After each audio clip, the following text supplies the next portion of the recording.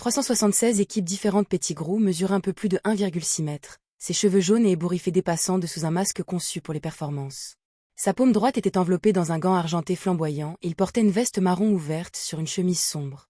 Alors que Lumian approchait, Pettigrew s'avança, s'exclamant de surprise et de joie. « Moldu, tu es enfin réapparu. » Lumian a répondu avec un sourire dans la voix d'Aurore. « Il s'est passé quelque chose il y a quelque temps, j'ai mis du temps à récupérer. »« Est-ce que ça va maintenant ?» demanda Pettigrew avec inquiétude. « Tout va bien, » répondit nonchalamment Lumian, incertain de l'amitié d'Aurore avec lui. Il tourna son regard vers une dame assise sur les marches de pierre. La femme portait un masque de papillon noir, une chemise blanche ornée d'un nœud papillon et un long manteau sombre. Épinglée sur sa poitrine, une étiquette nominative en papier clairement composé disait « Professeur ». Lumian l'a accueilli avec un sourire. Le professeur agrégé n'a-t-il pas réussi? Le professeur agrégé était un homme. Il y a quelques années, en raison de leur nom de code commun, ils s'étaient rencontrés dans la vraie vie et étaient devenus mari et femme. Tous deux étaient de fervents démonistes, se plongeant profondément dans l'étude de divers sorts. Les grimoires d'Aurore contenaient le sort des herbages, gracieuseté du professeur agrégé. Les lèvres du professeur avaient une teinte pâle et son visage décharné encadrait ses beaux yeux bruns. Elle répondit simplement, « Il est occupé dans le monde réel, accueillant des invités. Il ne pouvait pas perdre de temps. Néanmoins, ma présence est semblable à la sienne. Cela ne change rien aux choses. Moldu, qu'est-ce qu'il y a ?» Lumian sourit légèrement et dit, « Je tiens à le remercier pour son sort d'élimination des mauvaises herbes. Pourquoi pouvez-vous être reconnaissant? Se pourrait-il que votre maison ait été envahie par un grand nombre de mauvaises herbes ?» demanda Pettigrew avec curiosité. Lumian reflétait l'expression d'Aurore alors qu'il racontait le passé. Ses yeux bleu clair se tournèrent alors qu'il continuait. « Il y a quelque temps, j'ai rencontré une plante dont on dit qu'elle proviendrait des abysses. Elle poussait non seulement à une vitesse stupéfiante mais possédait également une vitalité remarquable. Elle émettait des gaz anesthésiques et dévorait les humains comme une fleur mangeuse d'hommes. Chaque fois qu'elle faisait surface, elle le faisait par centaines, voire par milliers. Le sort de désherbage, cependant, pourrait les flétrir tous. Même s'il ne les annihila pas carrément, cela les a rendus dormants pendant une durée considérable. Le désherbage fonctionne sur les plantes biondées? S'exclama le professeur avec étonnement.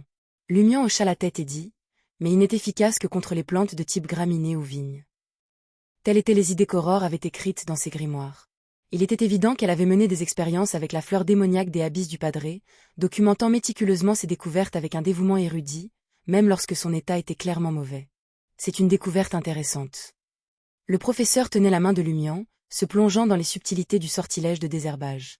Heureusement, Lumian avait approfondi ce sort et avait demandé conseil à Franca et Madame Ella. Même s'il ne pouvait pas l'utiliser, ses connaissances étaient suffisantes pour une conversation. Après une longue discussion sur les sorts et les connaissances mystiques avec l'équipe de l'académie, Lumian sentit soudain une présence imminente, projetant une ombre sur son environnement. Levant les yeux, il aperçut une silhouette immense. Cette silhouette s'élevait à une imposante hauteur de 2,4 mètres, drapée dans une robe en lin uni. Sa tête était dissimulée sous une cagoule, et dans sa prise, était tenu un formidable bâton magique, capable de briser le crâne des humains ordinaires. Ce n'était autre que Gandalf, le président de la société de recherche sur les babouins aux cheveux bouclés. Franca avait suggéré qu'il aurait pu se réincarner en homme d'âge moyen au sein de l'Empire Fézac, doté d'une lignée géante. Il avait un penchant pour l'alcool et une soif insatiable de connaissances mystiques, mais la nature de son parcours restait une énigme. Parfois, il affichait des traits du parcours lecteur, incarnant les caractéristiques d'un savant et d'un prié mystère. À d'autres moments, cela faisait sentir aux gens qu'avec sa condition physique, ce serait dommage de ne pas emprunter la voie du guerrier. Des connaissances mystiques haut de gamme, comme la loi de l'indestructibilité des caractéristiques des transcendants, proviennent de Gandalf. Bizarrement, l'expression de Franca a pris une tournure particulière lorsqu'elle a mentionné Gandalf, comme si son nom de code ne correspondait pas tout à fait à sa stature imposante et à sa présence imposante.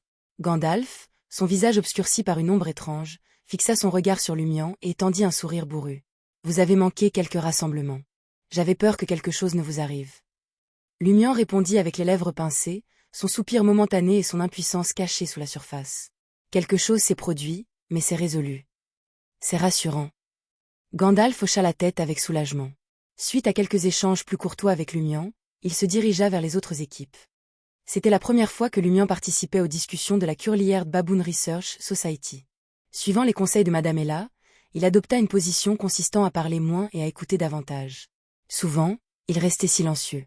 Tout au long de ce processus, Lumian, désormais assis sur les marches de pierre, observait ceux qui parlaient avec un léger sourire, projetant une aura d'extrême attention. Aurore a souvent employé une tactique similaire. Lorsqu'elle conversait avec Madame Puali et les dames âgées de Cordu, elle offrait à l'orateur un sourire chaleureux, lui faisant se sentir vraiment valorisé.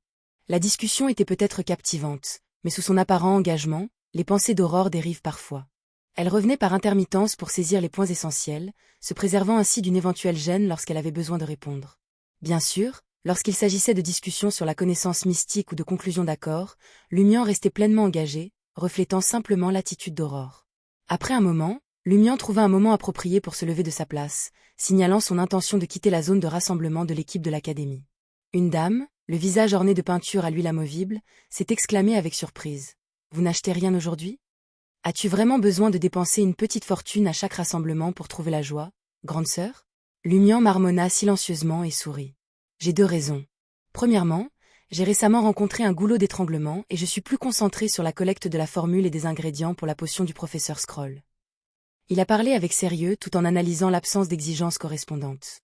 Finalement, il a déclaré « Deuxièmement, je suis fauché et je dois une somme substantielle à quelqu'un. » Les membres de l'équipe de l'académie ont ri chaleureusement, leur compréhension étant évidente. Ils avaient tous remarqué que Moldu avait rencontré un problème important pendant son absence des rassemblements, se transformant d'un individu aisé en une personne accablée de dettes. Cependant, ils n'étaient pas trop inquiets pour les Moldus. Au cours des dernières années, ils avaient été témoins du talent de leurs compagnons pour accumuler des richesses. Gracieusement, Lumian se dirigea vers le 3e pilier à droite de la chaise colossale en pierre, où se rassemblait l'équipe du Purgatoire. Madame Ella participait fréquemment à leurs discussions. La dame était déjà présente, mais avec une réduction notable du froid qui l'enveloppait.